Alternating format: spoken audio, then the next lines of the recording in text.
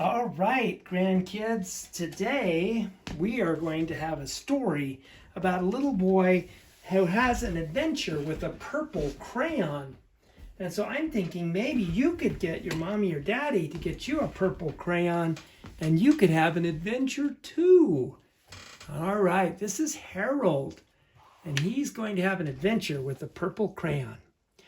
One evening, after thinking it over for some time, Harold decided to go for a walk in the moonlight. There wasn't any moon, and Harold needed a moon for a walk in the moonlight. So he drew one. And he needed something to walk on, so he drew a sidewalk. He's good at drawing, huh? He made a big, long, straight path so he wouldn't get lost. And he set off on his walk, taking his big purple crayon with him.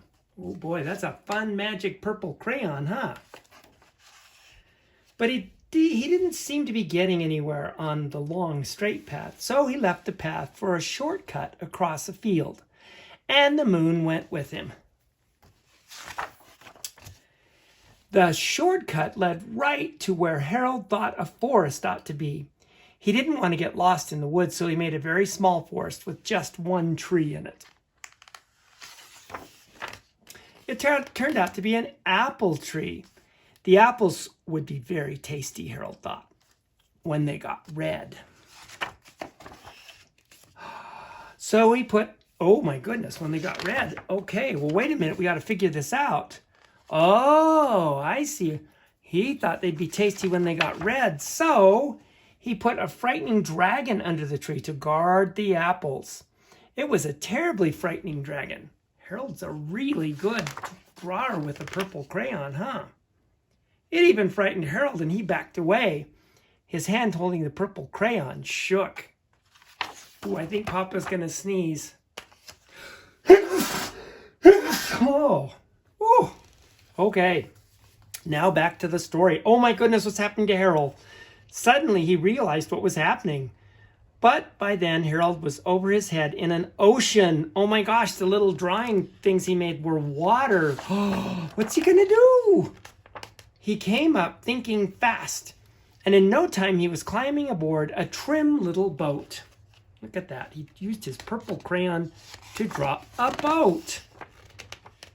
He quickly set sail, so he drew a sail, and the moon sailed along with him. After he had sailed long enough, Harold made land without much trouble. He stepped ashore on the beach, wondering where he was. Where do you think he is? Is he in a strange land? The sandy beach reminded Harold of picnics, and the thought of picnics made him hungry. So he laid out a nice, simple picnic lunch. Oh, he's just going to draw it with all of his favorite food, it looks like. There was nothing but pie. But there were all 9 kinds of pie that Harold liked best. When Harold finished his picnic, there was quite a lot left. He hated to see so much delicious pie go to waste. So Harold left a hungry moose and a deserving porcupine to finish it all up. And off he went, looking for a hill to climb so he could see where he was. Harold knew that the higher up he was, the further he could see. So he decided to make the hill into a mountain. If he went high enough, he thought he could see the window of his bedroom. Ooh, Harold's adventuresome, isn't he?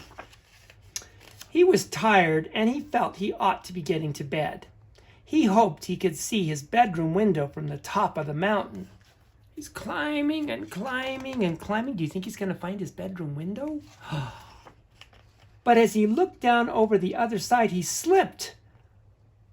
And there wasn't any other side of the mountain. He was falling into thin air, down, down. But luckily he kept his wits and his purple crayon. He drew a big balloon and then grabbed onto it. And he made a basket under the balloon, big enough to stand in. and he had a fine view from the balloon, but he couldn't see his window, and he couldn't even see a house. So he made a house with windows, and he landed the balloon on the grass in the front yard. Harold's so smart. None of the windows was his window. He tried to think where his window ought to be, and so he kept on drawing. He made some more windows, and he made a big building full of windows. Oh my goodness, this is getting involved. And he made lots of buildings full of windows. He made a whole city full of windows. But where was his window, I wonder? But none of the windows was his window. He couldn't think where it might be. He decided to ask a policeman. The policeman pointed the way Harold was going anyway, but Harold thanked him. And he walked along with the moon, wishing he was in his room and in his bed. Then suddenly, Harold remembered. He remembered where his bedroom window was when there was a moon. It was always right around the moon. Oh, that's pretty smart. Then Harold made his bed, and he got in it, and he drew up his covers. The purple crayon dropped to the floor, and Harold dropped off to sleep. Zzz, look at him, he's sound asleep now. All right, now you should go get a purple crayon and make your own story, and then send it to Grandpa. All righty, love you guys. Bye-bye.